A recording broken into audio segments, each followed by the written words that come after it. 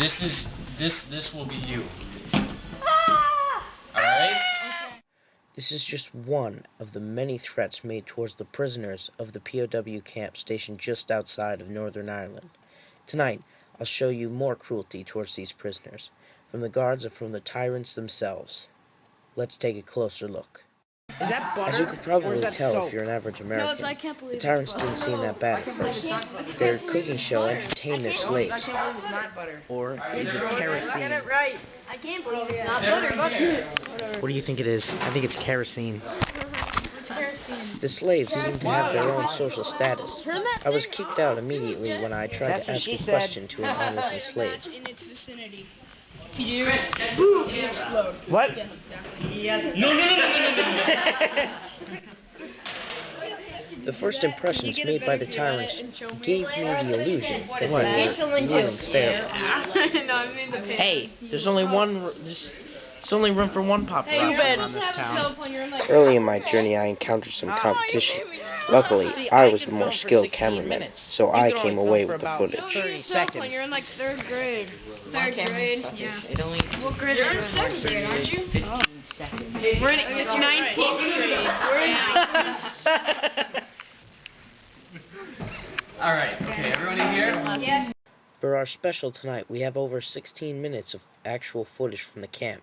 I risked my life and went there myself to interview a few prisoners and a few tyrants. What? We won't be able to see it. He will. No, we won't. Yeah, you will. The leaders of this camp are tricky, and they might try to fool you into eating poisoned food. In one part, they tried to trick me into eating human feces, in which they keep in the bucket that one of them is holding. So to start off, we're gonna have something good. Dan, please take your headphones out. You can see here that their authority is respected by all of their slaves. Space scoop! No. Brownies, okay. So you'll find out what these Once again, brownies don't are be for fooled. right now. They say it's brownies, but it's actually human feces that they plan to torture their slaves with later. Oh, here's the older guy. Okay. That was one of the guards who harasses the prisoners. We'll talk with him later. Beggars pouches. Anyone know what that means? No. When you put Alright, beggars in yes? a pouch, a really poor person who begs for stuff, and a pouch is like a piece of fabric that you carry stuff. You can see here that most of the slaves aren't educated. With this long drawn-out answer, he has no idea what he's talking about. Basically, yes. Beggars man sack. Whoa, that sounds right. If you look here, there's a level of perversion in their looks. Stuff the tortillas, except not really roll. Anyone ever have burritos? Yeah. Wraps? Alright. Well, instead of rolling it up, we're going to bring it up as a pouch and then tie it off, so you can just kind of bite into it. Yes, we did think of this 5 minutes before the meeting. Or stab it, or do whatever you want with it. But it's Here, really you can easy to interpret hand their out comments little directions, as how they especially treat on their camping slaves. meetings, camping trips, because you can just make the pouch, toss it to your friend, they can grab it, stuff it in their mouth, and breakfast is done. It's simple. You have Why would you questions? have chocolate for breakfast? What do you use to tie it off? Like strings? Why do you even ask those questions? Whatever you You can want. see here that there are rivalries going on between each social status of the slaves. Yeah. Pubic hair. I know you do, Ryan, but... Alright, so... Here we have brownie mix.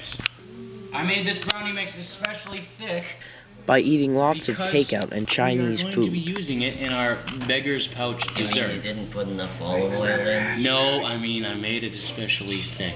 That too. But watch it drip. My lord, I didn't let that rip. So good. With this look, I began to wonder if he was really capable of ruling these people. Okay, watch. I'm getting it all out. Kind of, not really, because I feel like licking this afterwards, so... Bad boy.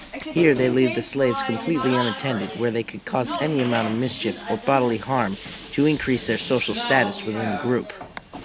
Is a thin sheet of brownie mix. And what we are going to do with this thin sheet of brownie mix is cook it. And how we're going to cook it is by putting it on the stove. My journey started to go downhill from here.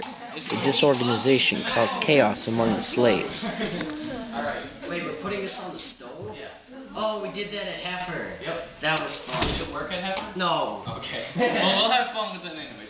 Alright. Actually, I think it did. It did? Alright, even better. It was my idea, by the way. Okay. So we are putting that on the stove.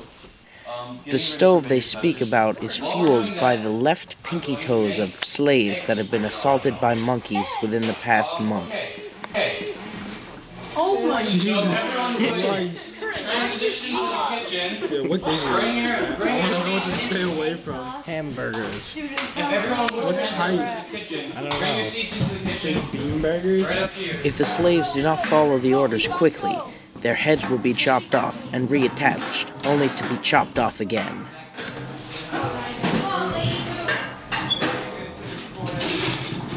What one leader is holding in his hand is actually the ingredients to a nuclear powder that they use to fuel their stove that was supposed to be fueled by other things mentioned earlier. What we're going to do with that small pot is make... The icy heart behind those eyes suggests the true cruelty of this man. He watches gleefully as one of the offspring of the slaves is selected to be eaten. This is our rowing insignia. I just thought I'd bring that into there. It's a nice little... That concludes part 1 of our Prisoner of War special. Join us next week for the next installment. I'm Chris Quateraro, signing out.